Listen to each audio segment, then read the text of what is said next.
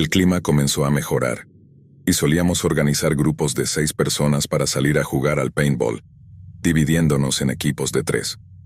En mi mente, no había un lugar mejor para hacerlo que en este terreno variado.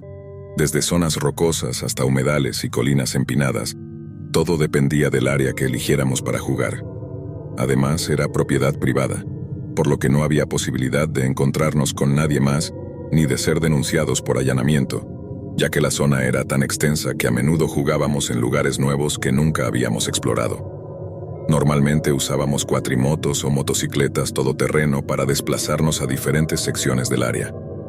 En la tarde en que ocurrió esto, condujimos hasta que los tanques de combustible estaban prácticamente medio vacíos, y luego recorrimos otro cuarto de milla a pie.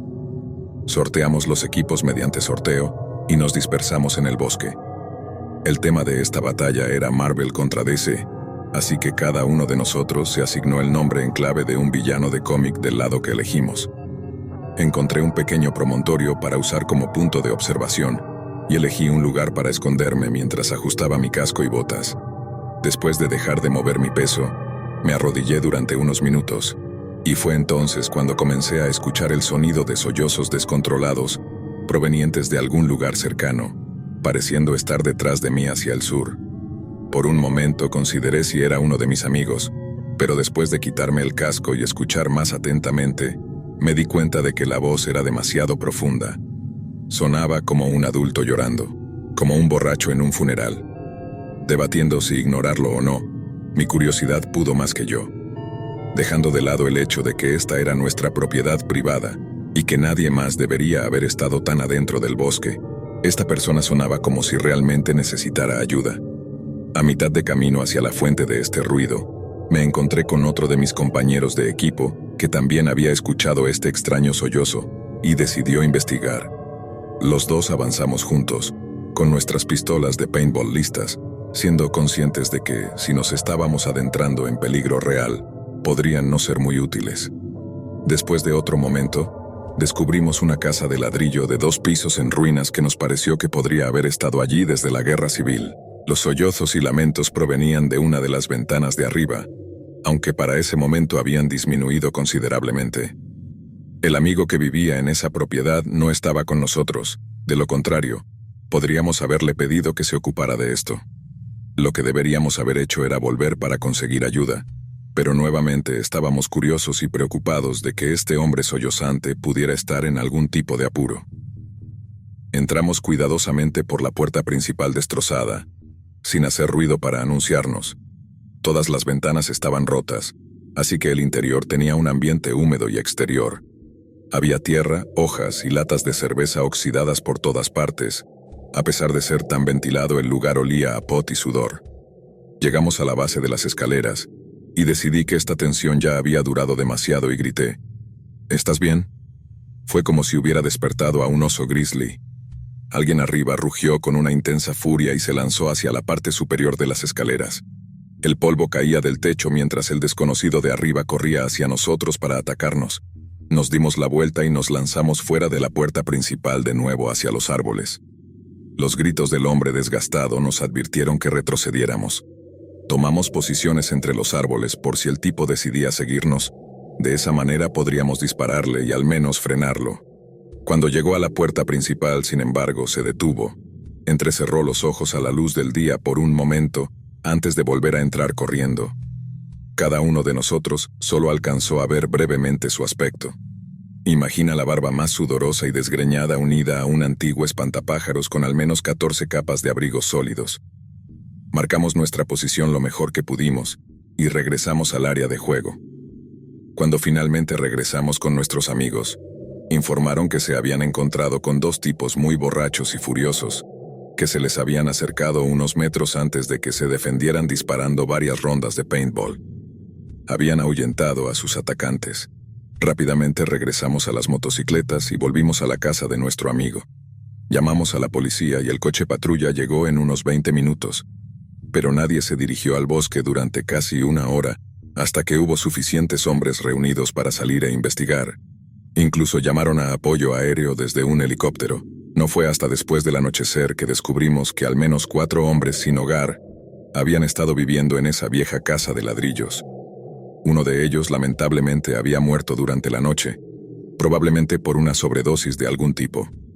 Dos de los hombres se habían alejado para buscar una manera de llevárselo y enterrarlo, y el tercero se quedó con su cuerpo, sollozando incontrolablemente por la muerte de su amigo.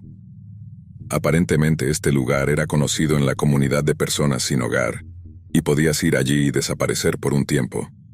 Aunque se encontraron varias navajas en la casa, ninguno de los hombres tenía armas en su persona cuando los encontraron, y fueron arrestados por allanamiento. Los padres de mi amigo desde entonces han programado la demolición de la pequeña casa, ya que no tenían idea de que siquiera estaba allí para empezar. Esta es mi historia. Quizás no sea el encuentro más aterrador de todos los tiempos, pero definitivamente puso la vida en perspectiva para nosotros. Éramos solo unos chicos divirtiéndonos sin preocupaciones en el mundo, y sin saberlo, tropezamos con un refugio para hombres cuyas vidas estaban sin esperanza y dominadas por las drogas. Si no hubiéramos sido tan precavidos, algunos o todos nosotros, podríamos no haber regresado a casa vivos. Quién sabe cuánto tiempo habría pasado antes de que nuestros cuerpos fueran encontrados.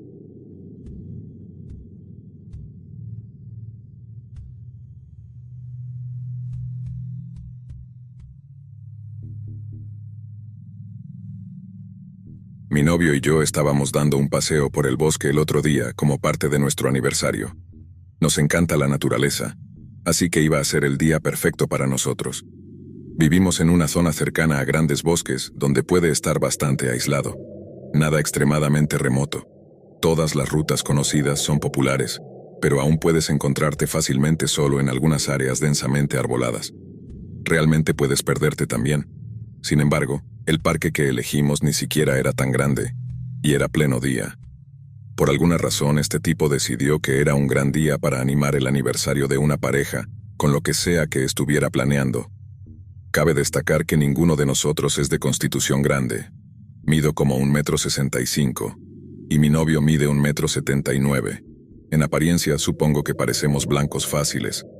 Noté a este hombre muy pronto después de llegar a la entrada del parque, que constaba de un sitio histórico, un estanque y un mirador que se adentraba en una serie de senderos forestales que planeábamos recorrer. Este tipo era un hombre asiático de unos 30 años con gafas, vestido con ropa de senderismo de color naranja y gris.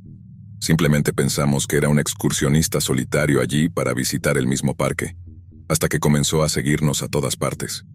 Estaba cerca, pero justo fuera del alcance del oído, dando vueltas alrededor del centro histórico, pasando por los corredores al aire libre, a través de las terrazas y puntos de observación.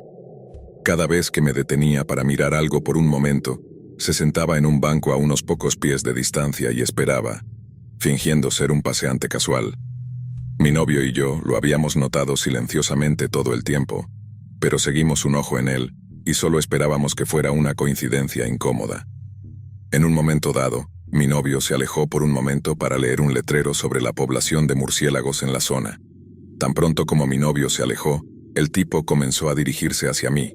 De reojo, lo vi caminar muy cerca detrás de mí, a unos pies de distancia. Luego se detuvo como si me estuviera midiendo, viendo qué haría.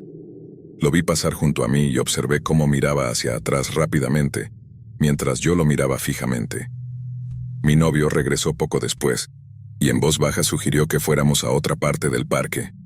Estuve de acuerdo. Nos dimos la vuelta para caminar hacia el otro lado del parque donde había un estanque. El hombre inmediatamente hizo un giro de 180 grados y comenzó a seguirnos. En este punto, era bastante obvio que no era una coincidencia. Ese tipo me está dando mal rollo, susurré a mi novio, y él estuvo de acuerdo. Sugirió que simplemente nos fuéramos, que regresáramos a mi coche. Estuve de acuerdo, pero también tenía miedo e insegura. No quería que este tipo supiera cuál era mi coche. Sugerimos hacer una rápida vuelta alrededor del estanque primero y luego irnos una vez que hubiéramos perdido su atención. Así que lo intentamos. Caminamos hacia el estanque. Yo observaba a algunos patos, y este tipo continuó dando vueltas alrededor del estanque muchas veces. Cada vez que caminaba detrás de nosotros, observaba muy de cerca, acercándose lentamente cada vez más. En este punto, mi novio estaba empezando a enfadarse. Le lanzó al tipo la mirada más odiosa que pudo, haciéndole saber sin reservas que estábamos al tanto de él. El tipo comenzó a sudar y se puso nervioso. Podíamos escuchar que su respiración se volvía un poco entrecortada. Cuando dio otra vuelta alrededor nuestro, esta vez se detuvo a varios metros de distancia para sentarse en un banco cercano, mirándonos. Yo lo miré directamente a los ojos hasta que finalmente se sintió avergonzado y apartó la mirada. En ese momento, hicimos nuestra escapada en silencio. Fuimos rápidamente hacia el estacionamiento. El tipo nos notó y comenzó a seguirnos al salir del parque. En ese segundo, sentí que mi corazón se hundía. Una cosa es ser perseguido por el parque. Es otra cosa que alguien intente impedirte salir o, peor aún, que te siga fuera del parque. Sentí que todo estaba frío y zumbaba, mi corazón latía rápido. Mantuve la calma y, tan pronto como nos abrochamos los cinturones, pisé el acelerador y salí del estacionamiento. Vi al hombre subiendo a su propio automóvil, que era uno de esos beige de los años 90 o 2000, creo que un Lexus de algún tipo. Mientras se subía, hicimos contacto visual, y se congeló en sorpresa, mirándome inexpresivamente. Esa imagen se me quedó grabada, fue una mirada tan espeluznante. Aceleré mi motor y me fui de allí rápidamente. Descendimos la colina y tomamos la autopista directo a casa. Mi novio y yo tuvimos un aniversario muy agradable después, pero durante todo el día seguimos recordando esa experiencia. ¿Qué día? Porque ¿qué demonios fue eso? No quiero saber cuáles eran sus intenciones, pero estoy segura de que no eran muy buenas. Eso es todo lo que sé. Sentí que quería que fuéramos a los senderos porque allí hubiéramos estado realmente solos con él.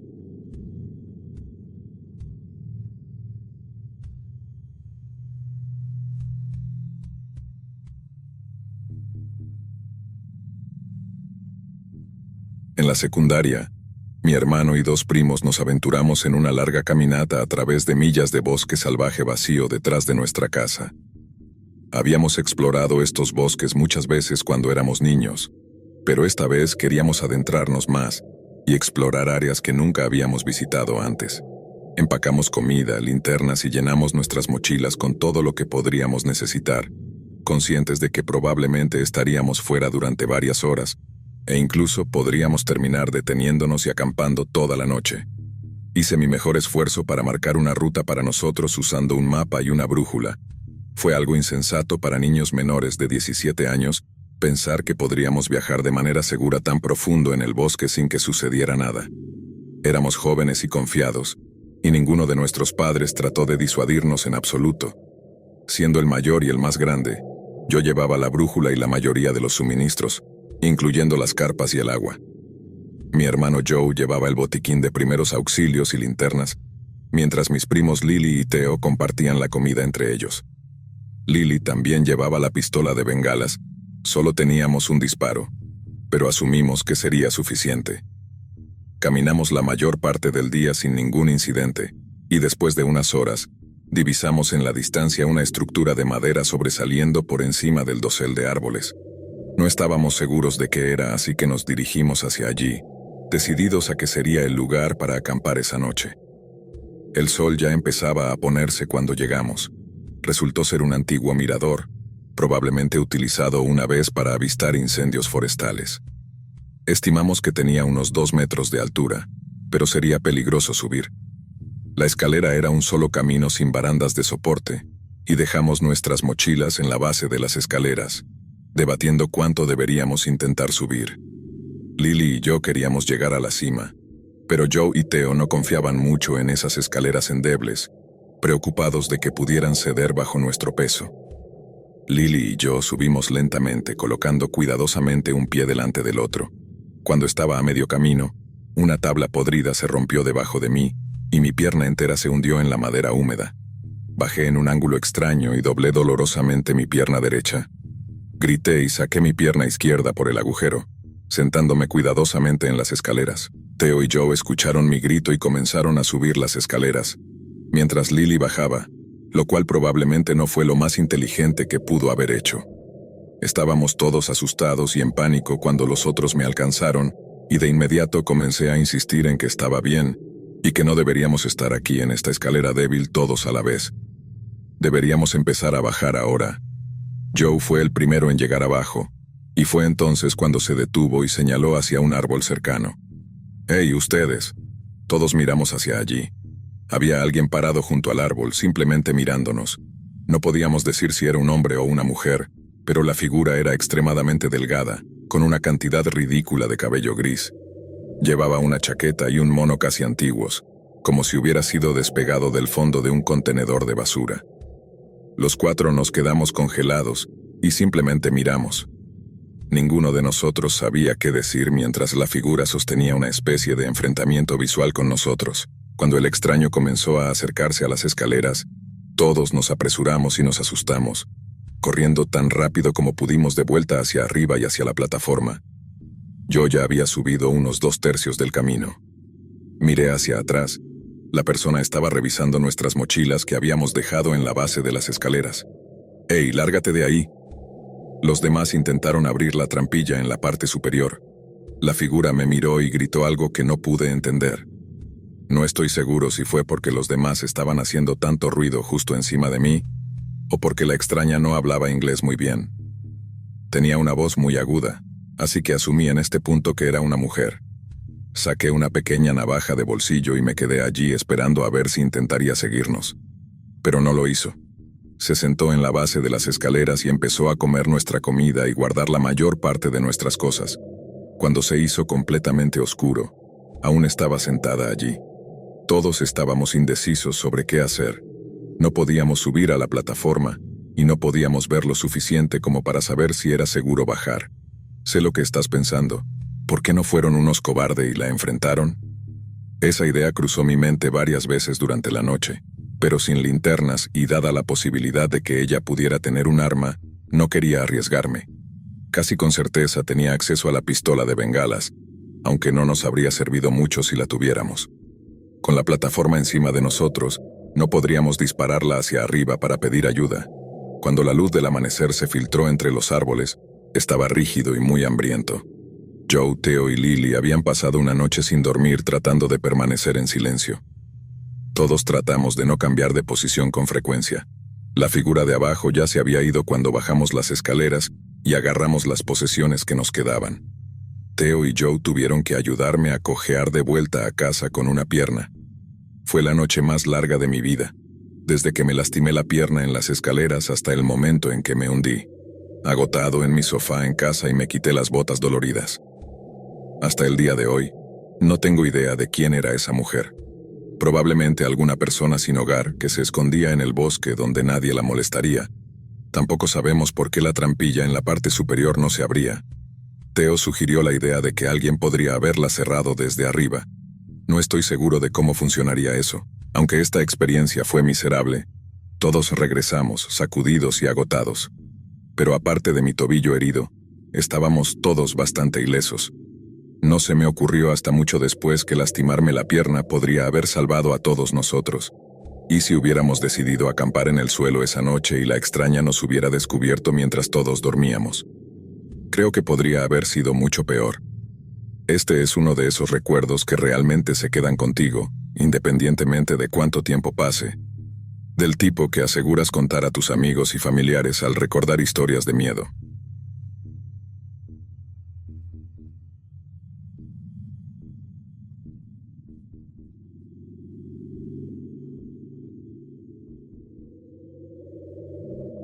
Hace unos años, cuando era un joven camionero en México, experimenté una situación que aún me atormenta. Fue durante uno de esos viajes nocturnos, atravesando carreteras secundarias que conectan pequeños pueblos. Era una noche oscura y tranquila, con solo el murmullo monótono del motor y la suave luz de las estrellas iluminando el camino.